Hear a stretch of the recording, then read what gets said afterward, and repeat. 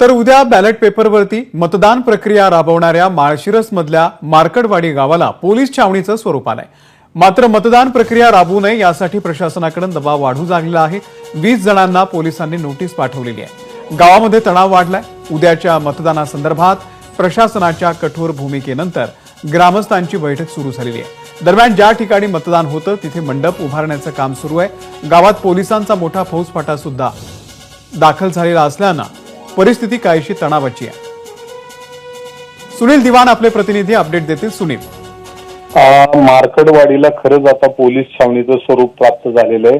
उद्या सकाळीपासून मतदान या गावात बॅलेट पेपरवर होणार आहे। त्यासाठी मतदान केंद्र तयार करण्यात आलेली आहेत। गावोगावी फलक लावलेले आहेत। प्रचार संपलेला आहे।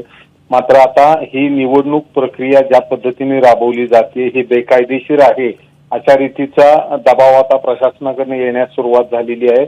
मोठ्या संख्येने पोलीस फौजफाटा आता मार्कडवाडीत पोहोचलेला आहे आणि जी यात पुढाकार घेणारी उत्तम जानकर गटाची जी मंडळी होती त्यातल्या जवळजवळ 18 ते 20 जणांना आता पोलिसांनी भारतीय नागरिक सुरक्षा संहिता 2023 कलम 168 नुसार नोटीस दिलेल्या आहेत। गावात जर कुठलाही गैरप्रकार झाला, कुठलीही शांतता भंग झाली तर या नोटीसवरनं तुमच्यावर गुन्हे दाखल करण्यात येतील अशा रीतीची नोटीस त्यांना बजावण्यात आलेली आहे। गावकऱ्यातही यामुळं वातावरण थोडं तणावपूर्ण झालेलं आहे। गावकऱ्यांची बैठक चालू आहे। गावकरी मात्र आपल्या लोकशाहीचा जो हक्क आहे, अधिकार आहे त्यासाठी ठाम आहेत। आम्हाला बॅलेट पेपरवर मतदान घ्यायचं आहे आणि नेमकं ईव्हीएम मशीन मध्ये घोळ आहे का काय हे आम्हाला पडताळायचं, याच भूमिकेवर गावकरी ठाम आहेत।